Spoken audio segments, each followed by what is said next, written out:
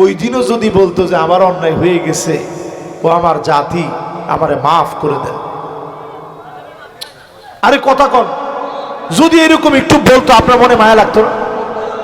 আরে আল্লাহ যাই হোক হুজুর, 16টা বছর তো তারা চালু হয়েছে, জ্বালান যা জ্বালাইছে জ্বালাক, কিন্তু হুজুর তিনি মাফ চাইছে, এরপরেও এত কিছু কেন?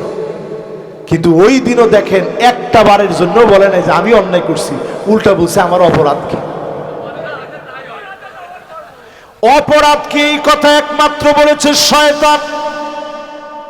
খলাকতানি মিন নারি ওয়া খলাকতাহু মিন তিন, এই বক্তব্য ছিল শয়তানের। আমি সেরা, আমার আবার অপরাধ কি, এই বক্তব্য ছিল কার? শয়তানের বক্তব্য ছিল এটা। আর আদম আলাইহিস সালামের বক্তব্য কি ছিল? রব্বানা যালামনা আনফুসানা ওয়া ইল্লাম তাগফির লানা ওয়া তারহামনা লানাকুনান্না মিনাল খাসিরিন।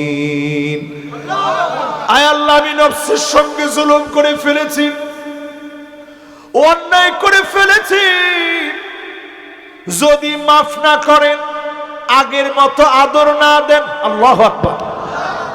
কি কথা আপনি বুঝতে পারেন?